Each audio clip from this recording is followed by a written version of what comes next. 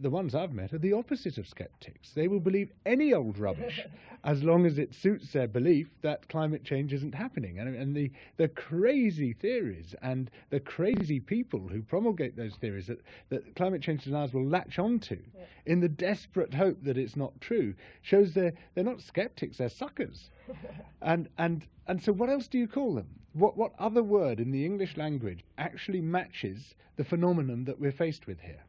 If you take some other big scientific debate, say quantum physics or, the cause of cancer or something, you would never have, random plumbers and, teachers and football players pitching in as though they could understand the detail. I mean, what is it about climate change that means that everybody thinks that their belief is valid somehow, as a valid part of a scientific debate? What it is that climate change is important. And this is going to happen now with every scientific issue that is important, because these guys have learned how to do it. They learned how to do it with smoking. It was originally the tobacco companies which developed the model of hiring PR companies, setting up grassroots campaigns, fake grassroots campaigns, hiring so-called experts to say that tobacco smoke doesn't cause lung cancer or second-hand smoke is completely harmless, and these massive campaigns. And they refined the model. They worked out exactly how to do it. And if you remember, well, you probably are too young to remember, but 20 or 30 years ago, there were very large numbers of unqualified people saying, oh, it's been scientifically proven that there's no link between tobacco and lung cancer. My great aunt used to tell me this all the time. And I used to tear my hair out as an adolescent and saying, but you're just wrong. And she said, no, it's been scientifically proven. And I remember her finishing one debate by saying, as a matter of fact, I am 64, you are 17, you know nothing. But this is going to happen with everything. Whenever there is a serious environmental problem or a serious public health problem, from now on, we're going to run into exactly the same issues of widespread public denial fueled by public relations companies. Plus with the media, of course, which we're going to get onto in a second. But obviously, as climate change, the problems unfold, once, the refugee crisis start happening and, the problems in Britain with house prices or whatever, all of these different problems start unfolding. Each one of them is going to face this problem, isn't it? Yes, I mean, we have an infinite capacity for denial. But we're also now, we're seeing a very clearly delineated war beginning, which is a much wider war than climate change. And it's fundamentally a war between the expanders and the restrainers. That's how I've labeled them. And the expanders are people who believe there should be no limits to their self-fulfillment. They should be allowed to do whatever they want. They should be allowed to swing their fist regardless of whose nose might be in the way. They treat almost as a human right the idea that they should be able to trample other people's lives. And the restrainers are those who say, we have to establish limits, otherwise we damage each other's interests and we wreck the ecosystem on which we all depend. And this isn't just about climate change. It's about the road safety campaigners versus the people who are sabotaging speed cameras or want to drive their Porsches at 140 miles an hour. It's about the people who want to be able to smoke in pubs versus the people who want to stop them from doing so. It's about people who believe that there is a role for health and safety regulations and people who say that the whole thing is a conspiracy by bureaucrats to tie us down and prevent us from playing conkers in schoolyards. You will see this divide now happening again and again, and this is now becoming the major global political divide. It's informed by the old politics. Generally you've got progressives on one side, reactionaries on the other, liberals, conservatives, but it's not exclusive to the old politics. And it's a new politics of restraint on the one hand versus expansion on the other. And how important is Copenhagen as a moment in this?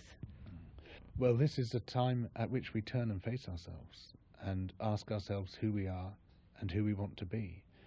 And if we are to tackle not just climate change, but so many of the issues lined up behind it, so many of the issues driven by the same underlying problems of perpetual economic growth, of rising consumption, of corporate power, then we have to decide that humanity is a species which can live within limits. We have to redefine ourselves.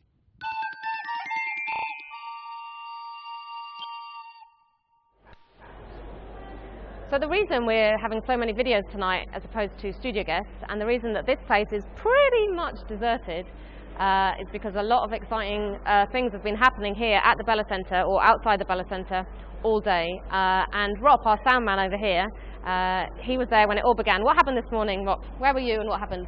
I was editing video in the camper van, the editing van we have. The editing camper van, yeah, good. And it was actually shaking back and forth. There was a really loud helicopter noise, but that had been there.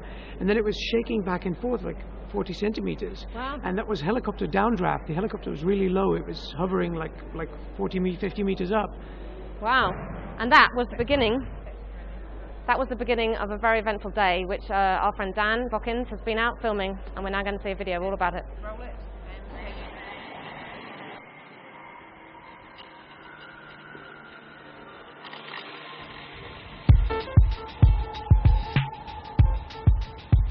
So we're here at the Reclaim Action Tower Day, and this is touted to be the biggest day of action during the conference.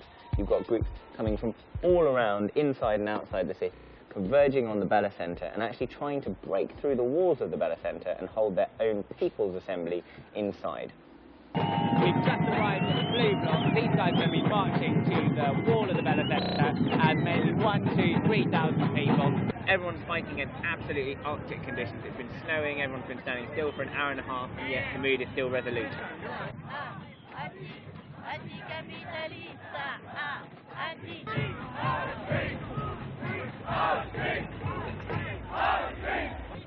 If you look at this policeman behind us here, he's actually got pepper spray all the way down his front, and he actually on his other side has an automatic weapon. Just the other night they actually shot tear gas into a peaceful meeting in Christiania. So, Bella Centre is that way, and when they get there, the idea is to surge through the police line and through the barricade into the heart of the Bella Centre itself, and to establish what they're calling a People's Assembly. We've been going for about half an hour now, and you can really start to see the police presence picking up. And I'm just going to actually walk to the left now with the camera, and you can see the entire length of the march flagged one after another by riot cop vans. And a riot van is coming here. They're getting in there. It's really going to rough up now. There goes the van. You can see it now. Complete proof. So you can see it moving off into the background there. What we saw just then was indeed undercover cops. What we missed was the fact that they were actually snatching someone from the crowd and arresting them. They have a list, a hit list if you will, of people that they want to be pulling out of this protest who they think are ringleaders. We've now arrived at the Bella Centre. We're just coming under the metro lines here. The full march has been allowed to defend, something I really didn't think was going to happen. This is the huge march to getting ready to form the People's Assembly. We've marched to the Bella Centre. They're doing carbon trading. So just like the World Trade Organization, we're now seeing they're trying to do a carbon trading organization.